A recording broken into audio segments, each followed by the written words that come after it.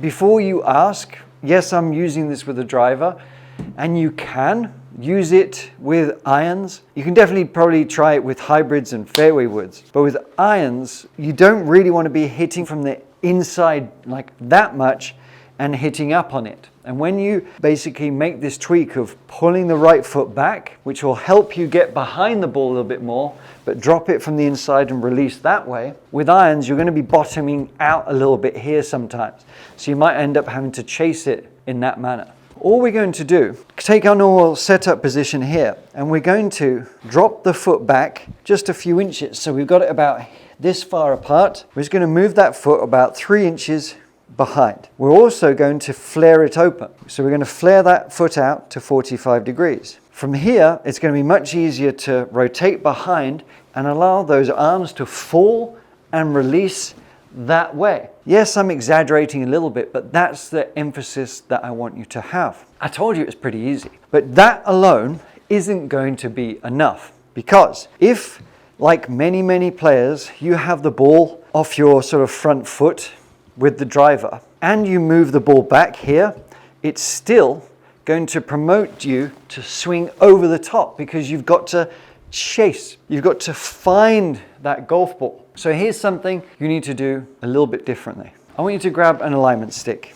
just to help you measure where you're at. Now, one of the best sort of tips you can do is to put your feet together and just step to the right. That's a very much a baseline kind of setup position, because our hands are going to be a little bit forward and we can release through. But remember, we're making modifications for you, your swing, your age, your mobility, and the speed you can generate. Because we don't want to be swinging over the top, we have to move this ball a little bit further back. And we want it to be, pretty much where we would hit a long iron or even, a 3-wood, something like that. Because we are moving this way a little bit more, our circle, our swing circle, our low point is going to be further back here. If we're having to chase the ball that way, we're sort of devaluing everything that we've tried to do. So we need to make sure that we have the ball back in the stance, at least a club head, as you see here, at least that. Then we pull this foot back, and from here,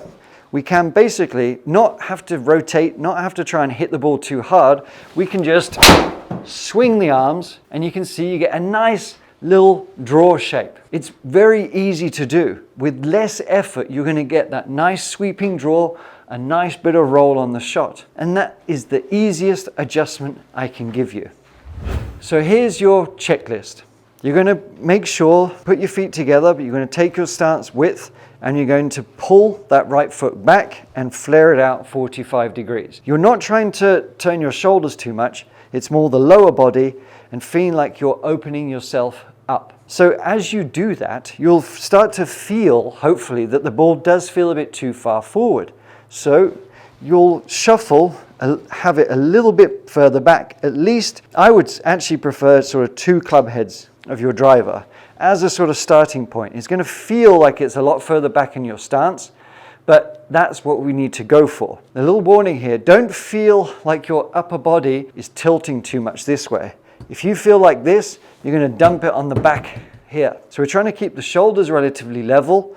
The hips are sort of angled up a little bit, and that's going to help us create rotation, but some nice height and freedom in the swing, so we can drop it back down. You don't need to have as much mobility as you think, because if we allow the legs and the body to wind up, to rotate a little bit more, we're not restricting, we're not having to use the arms as much. So if we allow the body to move a little bit easier with a bit more freedom, you'll find that the body will respond, the club head will respond, and you can swing faster without really trying. One of the main goals in doing this is to feel that you've got space and freedom for those arms to move. We're really trying to counteract that restriction where the arms are stuck, where we're in our own way. It has to feel flow and freedom.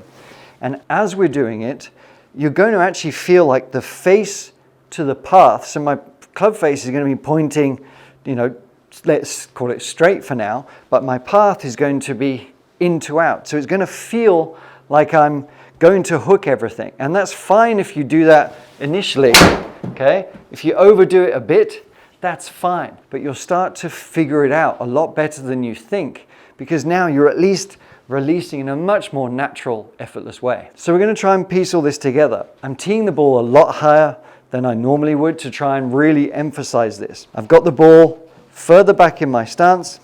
I'm pulling this right foot back. I'm really feeling like I've got a lot of space and freedom, and I'm just going to allow that club to release with ease and power. And it's drawing back without any extra effort at all. If you haven't already, go to our website and take our quiz to find out what swing type you are.